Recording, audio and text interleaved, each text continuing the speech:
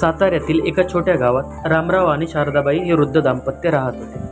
त्यांचा एकुलता एक मुलगा अमोल शहरात मोठ्या कंपनीत नोकरी करत होता. काही वर्षापूर्वी अमोलचे लग्न पूजा नावाच्या सुंदर आणि सुशिक्षित मुलीशी झाले होते. सुरुवातीला सगळे एकत्र आनंदाने राहत होते. शारदाबाई पूजेला स्वतःच्या मुलीसारखे प्रेम देत होत्या. मात्र कालांतराने पूजाच्या स्वभावात बदल होऊ लागला. तिला वाटू लागले की सासू सासरे घरावर ओझे आहेत.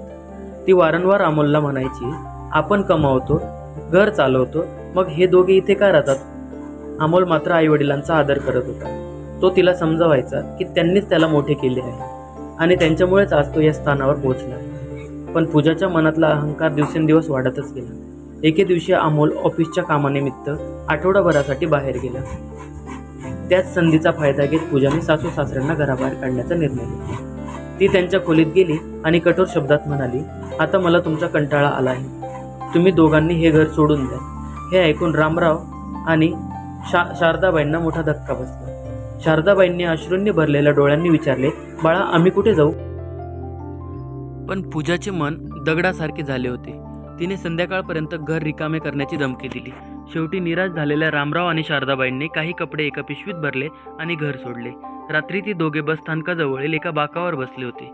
शारदाबाई रडत होत्या आणि रामराव वेदनांनी भरलेल्या आवाजात म्हणाले, आपण मुलासाठी आयुष्यभर कष्ट केले आणि आज हे दिवस पाहायला मिळाले.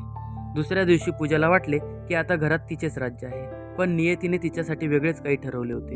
त्या रात्री मुसळधार पाऊस सुरू झाला आणि अचानक वीज गेली. पूजा घरात एकटीच होती. तिला बाहेर काही संशयास्पद हालचाल जाणवू लागली. काही वेळातच मागच्या खिडकीची काच फुटल्याचा आवाज आला.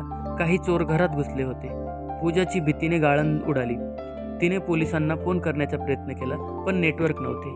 घाबरून ती एका खोलीत जाऊन लपली. दरम्यान पावसामुळे रामराव आणि शारदाबाई जवळच्या मंदिरात आश्रयासाठी गेले होते. तिथून त्यांना त्यांच्या घराच्या दिशेने काही संशयास्पद हालचाल दिसली. रामरावांना काहीतरी चुकीचे घडत असल्याची जाणीव झाली. त्यांनी शारदाबाईंना सोबत घेऊन पावसातच घराकडे धाव घेतली. घराजवळ पोहोचल्यावर त्यांना फुटलेली खिडकी दिसली. परिस्थितीचे गांभीर्य ओळखून रामरावांनी ताबडतोब गावकऱ्यांना मदतीसाठी बोलावले. घरात चोर शोधाशोध करत असताना त्यापैकी एक चोर पूजापर्यंत पोहोचला. ती भीतीने जोरात ओरडली.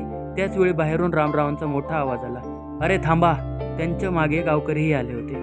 एवढे लोक पाहून चोर घाबरले आणि पळून गेले. पूजा रडत बाहेर आली. तिच्यासमोर शारदाबाई उभ्या होत्या, ज्यांना तिने कालच घराबाहेर काढले होते. त्या आज तिचा जीव वाचवण्यासाठी धावत आल्या होत्या. हे पाहून तिचे डोळे अश्रूंनी भरून आले.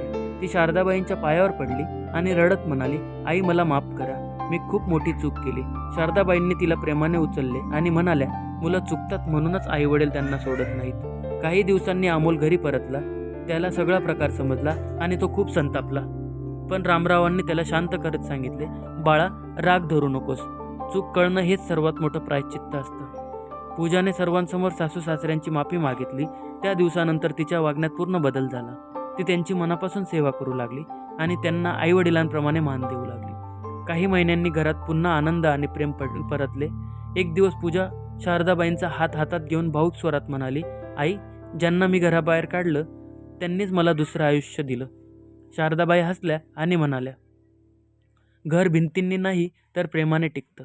त्या दिवशी पूजाला समजलं की पैसा, संपत्ती आणि अहंकार यापेक्षा नात्यांची किंमत खूप मोठी असते.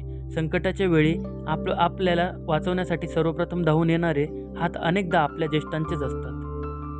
त्यामुळे त्यांचा आदर करणे आणि त्यांच्यावर प्रेम करणे हेच खरे कर्तव्य आहे.